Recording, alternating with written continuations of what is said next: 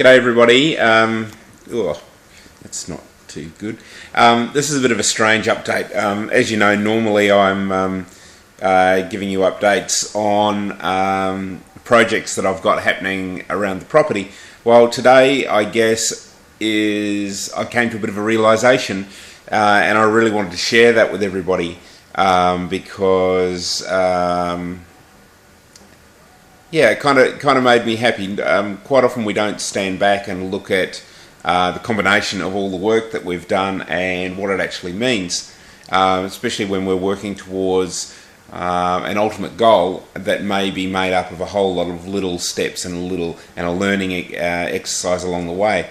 So anyway, this morning I was out, got up about 7 o'clock, 7:30, and I went out and I wanted to dig out some tomato plants that had been damaged with the frost. Anyway, I went out to the garden and I pulled these the plants out of this raised garden bed that I'd set up, probably about a year and a half ago, and threw the plants over the fence to the goats, and the goats ate them. And then I dug out some soil to make some room in the garden bed and replaced it with a couple of buckets of compost that I'd made myself. And then I got some straw from the goats' bedding, which they had that they'd slept on and weed on and pooed on, and so it's really great stuff for mulching the garden. So I dug the compost through. I put that mulch on the top to feed the garden and all the worms that were all through the garden bed, which I was really surprised about. Anyway, I came inside and had a shower, and then decided to make myself some brunch. And I was sitting down eating the brunch, and I then realised that that what I was eating was pretty much produced on the property, which is I love that feeling of knowing that I've actually produced my own food. The omelette was made from eggs from the chickens that I'd collected that morning. The omelette also had some cherry tomatoes in it, which were picked fresh from the tomato plants that I'm growing, and some spring onions or onion tops that I also put through, and some herbs out of the garden, some fresh herbs which I also grew. And then when I was sitting down eating, and I realised that I'd actually produced pretty much all of the omelette myself, apart from the salt and pepper and a little bit of cheese I'd put on top, which was store-bought, which I could have actually made myself if I had a bit more time from the goat's milk.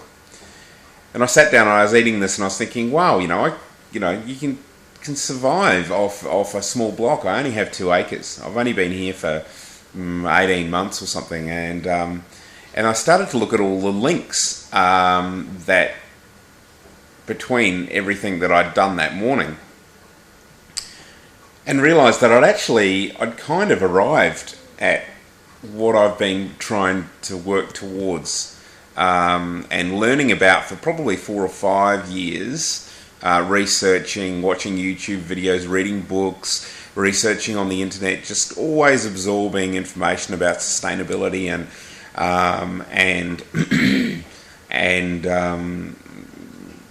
sustainability and self-sufficiency, I guess. So I just wanted to take you through all the links in the things that were sort of happening around the place. So the eggs were from the chickens, and some of the chickens I was given, and a couple of them I hatched out myself, and I've got some more eggs in the incubator at the moment. So the chickens provided the eggs. The chickens also provided the bedding that is in their nest box that gets pooed on, and that ends up going straight on to the gardens, so that the chickens get fresh nesting every day, and the gardens get the mulch and the fertiliser from the chickens. And then I realised that the compost that I dug through the garden that morning had been made with food scraps and leftover bedding from the chickens and bedding from the goats, and chicken poo and goat poo and all of that sort of stuff. So the compost that I used had all been made here on the property. And then I sort of realised that when I came inside and I made the omelette, I actually made the omelette in a non-stick, a cast iron frying pan, which is the best damn non-stick pan I've ever had. If you don't already have a cast iron frying pan, learn how to season them properly with a coating of oil and multiple coatings of oil and bake them. Anyway, that's another story. I'll do an update on that one day.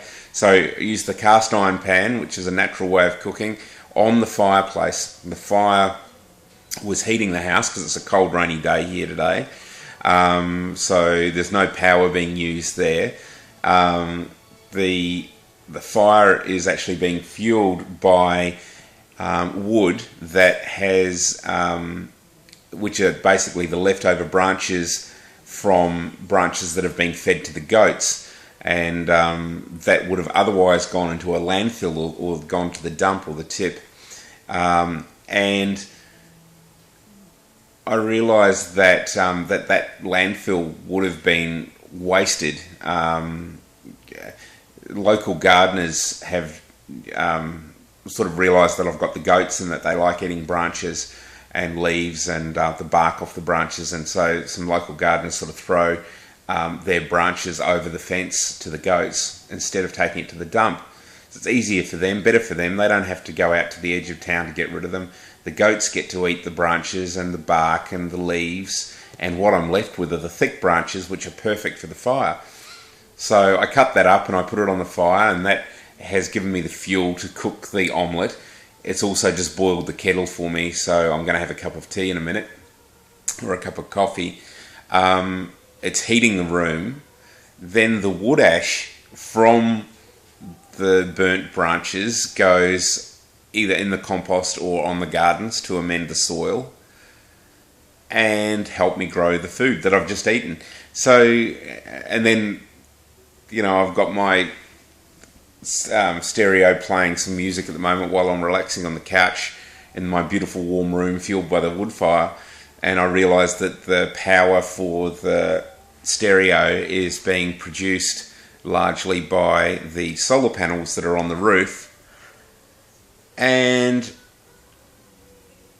yeah, there's still some things that I need to do, like I want to put a solar hot water heater on the place so that the shower that I took when I came inside would have been heated by that. I want to put some water tanks in to collect the rainwater off the roof so that the water that I'm using in the shower can be self-sufficient and not reliant on the town water supply.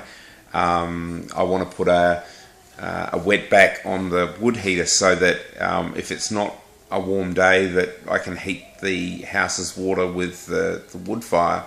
So there's a few things I still want to do, but I really just wanted to share with you the realisation of what a few years of studying and 18 months of work on a property can actually achieve. I'm only on 2 acres, but I reckon I can be largely self-sufficient on this property if I keep working towards it and keep collecting the different varieties of plants and seeds and putting in more raised garden beds, put in some more solar panels, put in the solar hot water system, put in a wetback on the stove,